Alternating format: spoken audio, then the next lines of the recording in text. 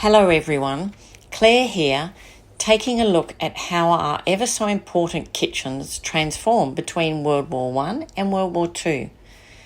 It was this era that really paved the way for the family cooks of today. World War I shocked society to its core. Nothing was going to be the same.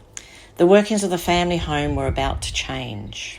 By the 1920s, the days of slaving over the wood or coal-fired stoves were over.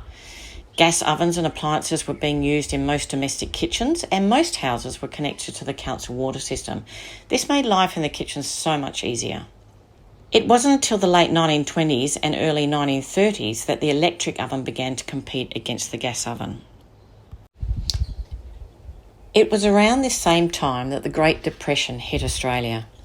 And this was when kitchen design really started to change, especially when it comes to layout, flow and storage. The Great Depression meant many households could no longer afford servants.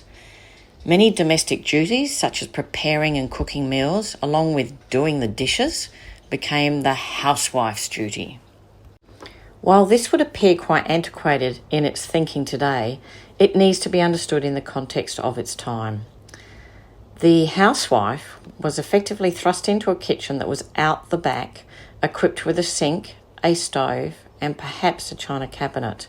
Absolutely very little in the way of built-in storage or bench space. I take my hat off to the servants of the time. How on earth did they manage without masses of storage and such large bench tops like what I have today?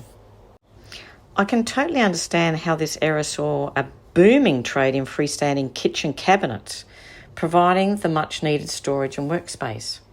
As built-in cabinets were sporadically added, countertop heights were far from standardised, and you'd often see multiple heights in the same kitchen. The 1930s saw the advent of toasters, kettles, and even vacuum cleaners.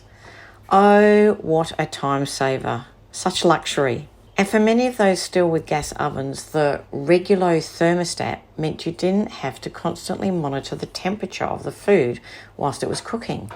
But despite all these modern electrical appliances, we must remember the supply of electricity was not very reliable during these times. Many people chose to stick with a tried and tested and proven cool larders and small gas ovens. Even with the introduction of frozen food in 1937, many chose to keep the ice box rather than replace it with a refrigerator that was effectively in the hands of the electricity supplier. In reality, whilst many of the middle class who were keen to get their hands on the newest appliances, only 8% of households owned an electric cooker in 1939. Despite kitchen advertisements promoting the new, vogue, fitted kitchen, it took until 1943 when Libby Owens Ford Company designed a model kitchen called the Kitchen of Tomorrow.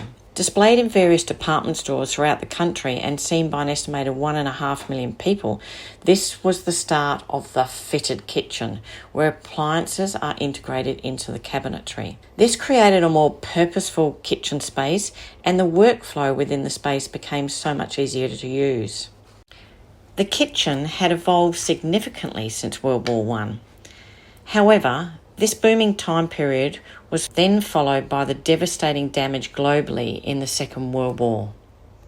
The key takeaway from this period is the enormously positive impact housewives had on helping create the kitchens of today. Whilst their steps into using the kitchen more might not have been initially something that was hoped for, the movement towards better use of space and using technology to save time and effort were the amazing outcomes of this era. See you next time as we see how the devastation of World War II led to the foundation of even more new and improved kitchens. Renovation Insider, a better way to start your home improvement.